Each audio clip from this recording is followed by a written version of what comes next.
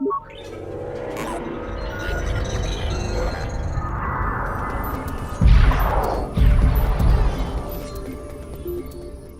going to check out a little gameplay demo that you guys showed off last night, and I have a lot of questions about this because, first of all, I want to hear from your words. How would you just describe the crew to those who have no idea what the game is?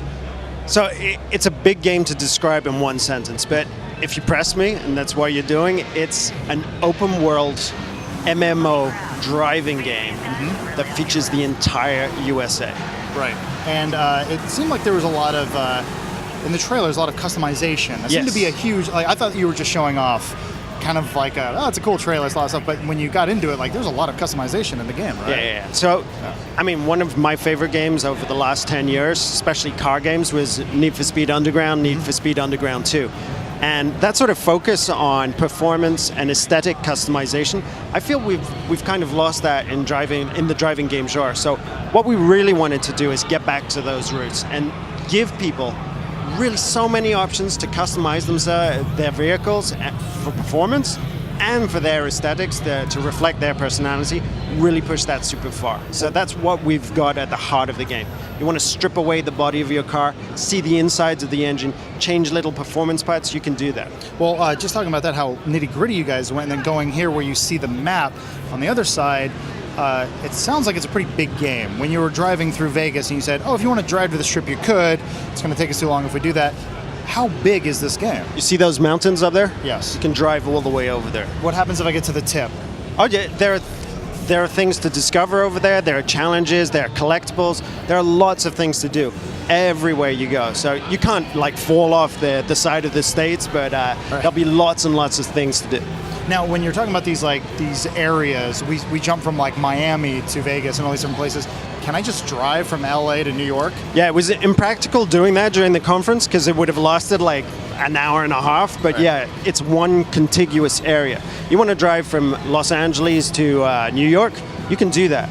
But that'll be a side mission for us. It won't be a major big deal. So you have like a cannonball run or something like that? Cannonball run is perfect. I mean, that sort of spirit of Route 66 cutting across the country is really there.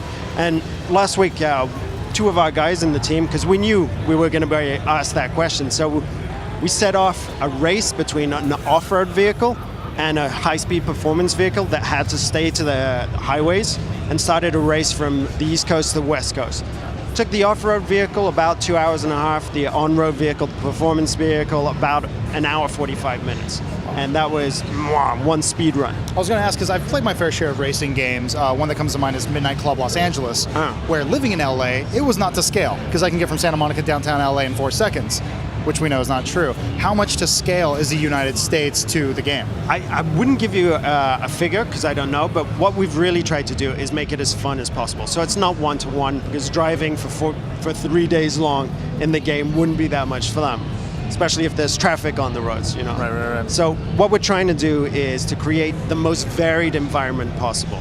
The scale, to give you an impression, the size of our New York City is the same as Liberty City in Grand Theft Auto 4. Right.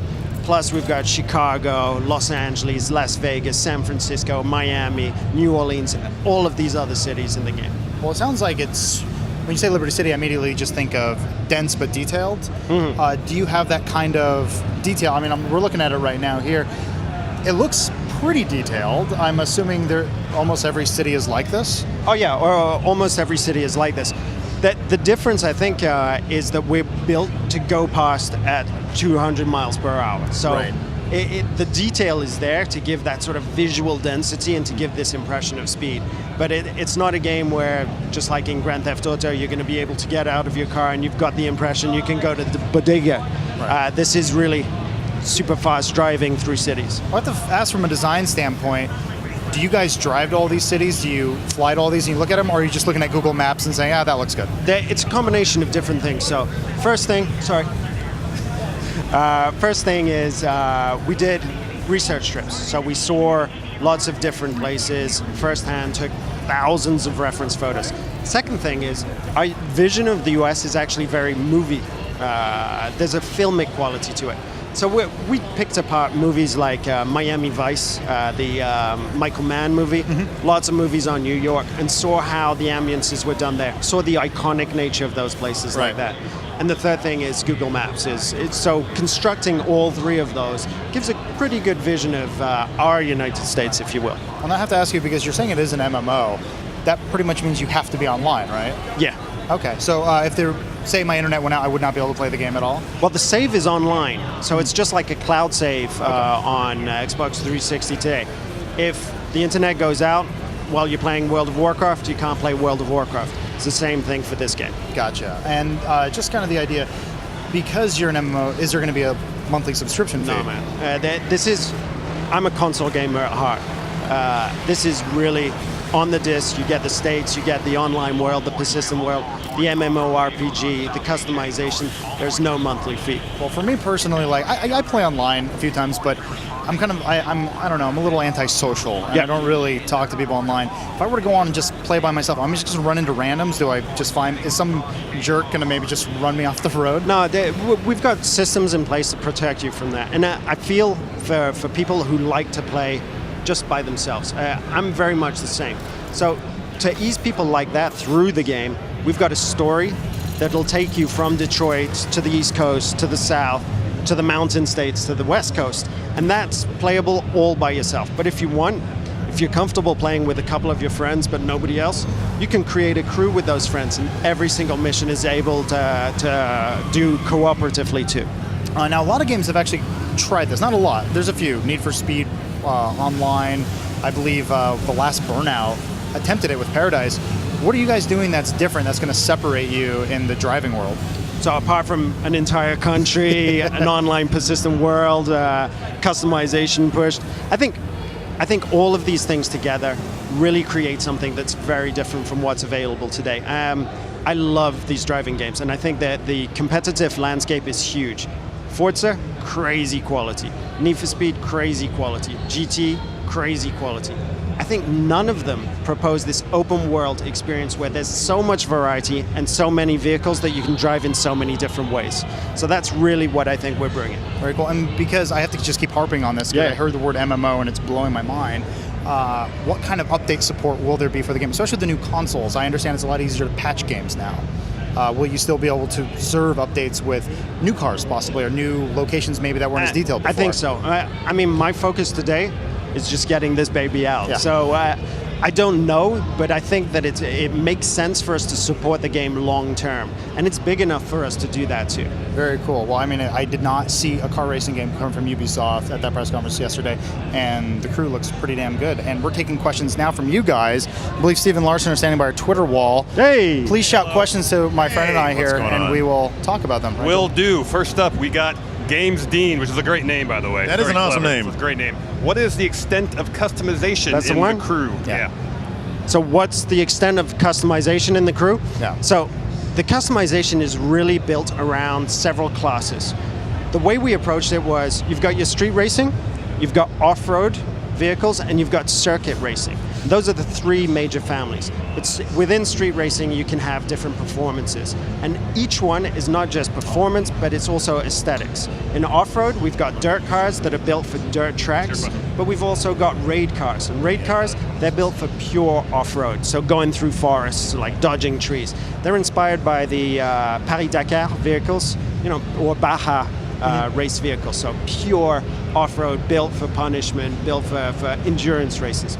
In circuit races, circuit cars, they're pure driving. Yeah. And for the aesthetics, each car has got multiple pieces, from the skirts to the rims to the hoods to the rear spoilers, that you can pick and choose and customize. And because the game is an RPG, we've got enough pieces for you to just let go on it. Well, it's on that trailer. It looked like you could, adjust the piston in the engine. Not going to get that detail? Yeah, we show the pistons, but we're changing the engine parts, but not individual pistons. Gotcha. But what I like about that is you've got the pistons, but you've got the entire USA in the same demo. Gotcha. And that's pretty cool. Very cool. Let's go to our next question, fellas. Yeah, Donald Gaming. We have another question from Donald Gaming. Says, will there be tracks that can be made and downloaded by the users? Will there be tracks that can be made and downloaded by users? Yeah. For the time being, no. But we're working on something. Maybe this will make the launch date. I hope this will make the launch date. But I'd love this system called the mortar shot, where a crew of people could take a mortar, like a grenade, a point, and just throw it as far as they want, and that's going to be the end line for your race. And then it's an off-road race to get to that point. Really? It's not in the game, but I'm trying to get it in the game. Very cool. I think we have time for one or two more questions. Yep, we got this one up here from Nick Nays. He asked, would it be possible to say Would it be possible, say, to drive from New York to LA if we wanted to? I believe we answered that. Absolutely. Yeah. And that's a side mission in the game. It's not one of the story missions, it's a side mission. So that's insane. how big and varied the whole game will be. Cool. All right. I think we're tossing back Stephen Larson. I believe that is it for all of our questions. Thank you so much, guys. Joel, thank you for talking to us. Game looks awesome, man. Thank you very much. Thank you so much, dude. Hey there. Got some free time for E3. Good. Starting on June 11th to the 13th, tune in for our 24-hour E3 coverage featuring the latest gameplay, hardware, and trailers from the biggest gaming convention of the year. Catch it all on your phone, tablet, computer, or other rectangular viewing device right here at Machinima or on your 360 with our patented Machinima app. Patent